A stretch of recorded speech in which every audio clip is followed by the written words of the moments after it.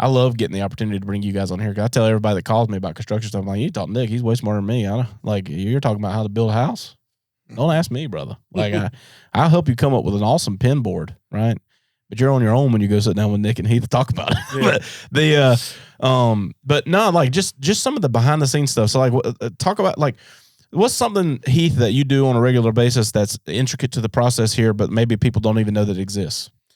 Well, right now, like our big thing is we're trying to implement a pre-construction PO system. So that way we have everything on like a pre-order or pre-designation schedule. So that way when the job comes live, we release all that at one time. So that way all the subs get their POs, all the vendors get their orders. That way we can help get these things out of the ground a lot quicker. And it's been a huge undertaking. And honestly, most of that has fallen on my assistant, Anna. She's kind of the one bullheading that. And you saw her spreadsheet that she keeps. It was like a rainbow of like different paint by number. Yeah, it's crazy. But that's one of the biggest things, like right now, as far as for the construction guys we're doing. And a lot of that comes, like I say, we deal with it from conception to keys. So a lot of that's in the conception side, because they're the guys picking, or guys or girls that are picking what's going to go into that house. So then we look at that, lay it out, put it in the POs, get it out for the jobs. That way everything's ready to go, hopefully as seamless as possible. Yep.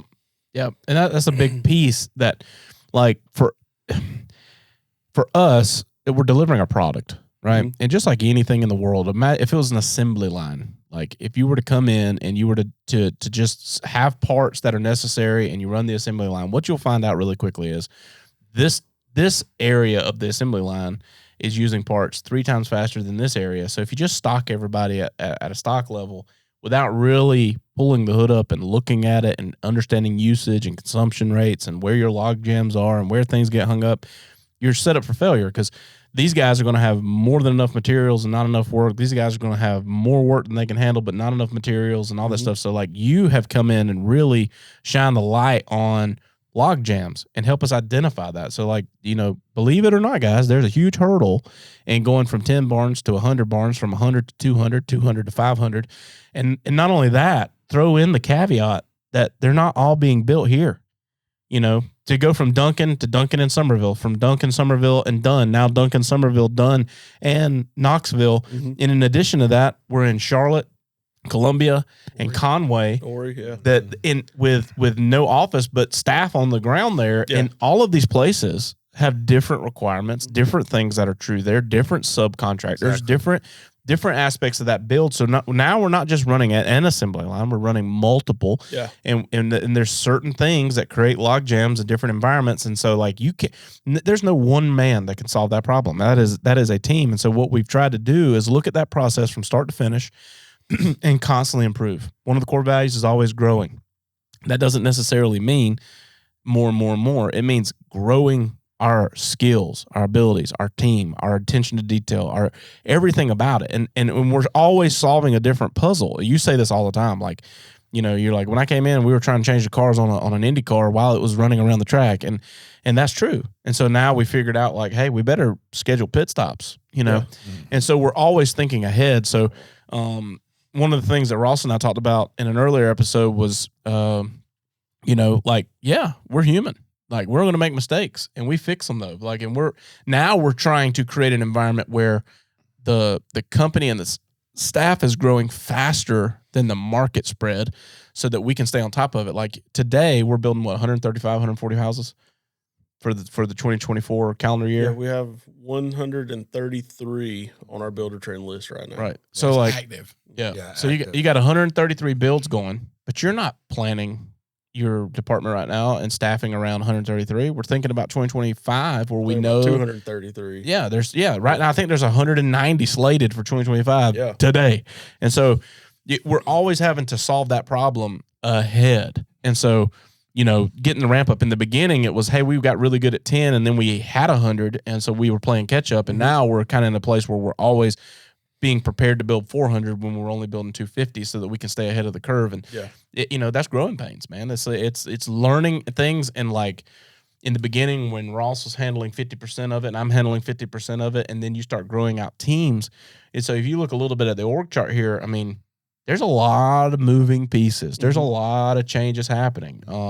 You've got a great leadership team. You know, Nick, you stepped in director of construction and you handle, literally, you said it, anything related to construction, I'm in charge of. That doesn't mean you're doing it, right?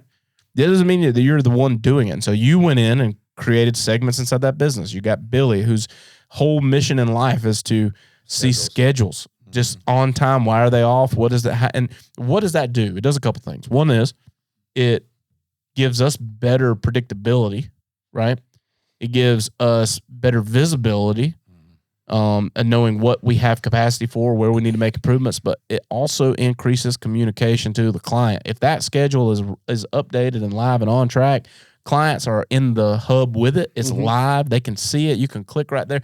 You could be on day 26 and you can click on it and see when the final day is projected to be. And then it's always updating. And so that deliverable date is moving back and forth, and you're seeing, and the better that schedule is, the better communication is, the better everything's planned. If there's a pivot on a job because there's a delay or something happens, like we got, you know, the other day, me and you were arguing on the phone about trim, and like we know that's happening. And so the caveat is like Heath sees that schedule update. He's moving those trades around to other projects, getting them. Now they're ahead of schedule. You know, you got Scott building a house 3 months ahead of schedule. And we're like, you know, contrary to that, you got one over here is 2 weeks behind schedule. All that stuff plays into a master plan. And like, are we experts at it? Heck no. But we get better and better every single day, you know? Yeah. When things come up, we learn from it. And I was going to say, too, I think a really good analogy is, you know, if there's a really, really popular, I don't know if I'm allowed to say Chick-fil-A, but say Chick-fil-A, everybody loves Chick-fil-A. And what do they love about it? It's consistent. They're quick, all these things. How do we replicate that in other markets? We have to have systems, processes, standards, and that's why we have to do things a certain way. So when you're moving into other markets and you're communicating with different electricians, different plumbers, different framers, how do we communicate what our standards are and what our expectations are in order to replicate the same thing that's worked here? That's a lot of work. So there's a lot of times where clients don't see somebody on their job and they think they're not doing anything on my job, but we're spending hours in the office negotiating pricing for your job, scheduling material for your job, sometimes having meetings about your job. So there's a lot of behind the scenes that people don't see. And why are employees at these places successful? Because there is a step-by-step playbook on how to make everything consistent. You can go to a different store anywhere in the country and get the same thing. Now, in building, that's not 100% perfect, but that's our goal, is to have standards and be able to replicate it in different areas.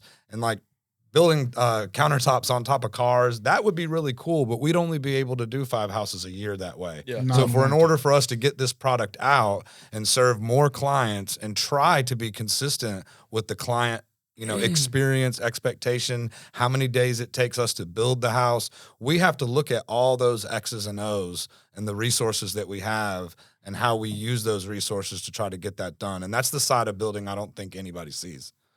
Oh, for sure they don't. And then, I mean, and here's the thing: is if there's an advantage to a builder that's a hands-on builder, like I got a guy. There's a guy here in Upstate that builds phenomenal buildings, and he's, you know, like an acquaintance. I wouldn't say we're friends, like we were friendly, you know, but you know, he's on job. Something, you know, goes off schedule. We have another buddy, Tim, that builds phenomenal homes. Like you talk about award-winning homes, the dude is the standard for that. Like he wins the top award in the state every year for, you know, for years. All he has to do is publish. And I'm throwing my name in the hat and people don't even compete because it's like he's going to win. He's on that job all the time. And we had lunch with him not long ago and we were like, you know, whatever prevented you from building more? He's like, the thought of having to take what I know and put it into another human's brain. That's a ceiling. And so to do that and like, to embrace growth and have demand. Look, we're cutting the ribbon on Knoxville on the 24th of August, and I made a post on my social yesterday because the signs went up, right?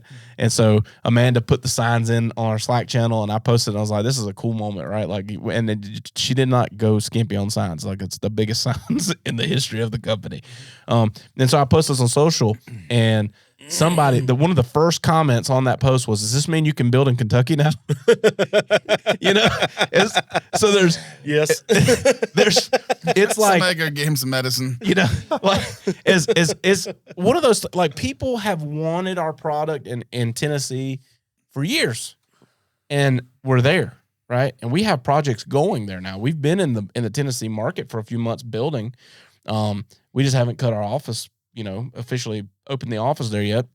But that's coming now. And then, like I say, we celebrate that. And in a moment of being like, "Hey, Tennessee, we're here for you now," there's always someone. Where's the next spot? Like, please come here. Like, there's no shortage of it. And in order to go out and do that, because I want that. I want people to be able to build our products there. I like that there's demand for our products there. I like that there's somebody there that's looking at what we're doing going, "I wish they were here." And we can't ever lose that. The other thing is this, is like, our last podcast, we talked about, if you have a complaint, that situation.